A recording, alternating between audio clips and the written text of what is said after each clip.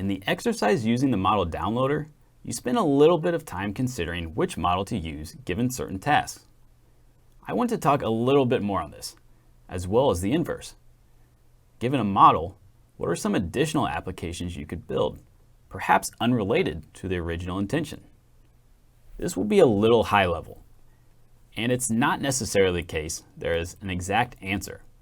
You should try out different models in your application and compare and contrast their uses. For example, considering the different face detection models available, there seem to be a lot of ways to consider the direction someone is looking. Let's consider you had a console game that wanted to use eye tracking to allow someone to choose options or actions with their gaze. The standard face detection model looks like it gets the direction of a person's head pretty well. And then there's also a facial landmarks model that gives a little bit more detail about certain aspects of where a person's face are, but maybe not the direction without further processing. There's also a head position model that seems closely related. Here, I'd consider testing each of these against each other and see which better suits my needs.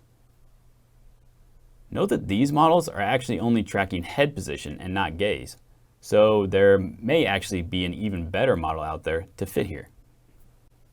There are plenty of ways to think outside the box on additional use cases for the available pre-trained models. Here are just a few I thought of. You could use the people, vehicles, and bikes model to assess traffic coming into your store. This could allow you to learn more about what types of items people might buy, such as those people on bikes probably aren't bringing TVs home.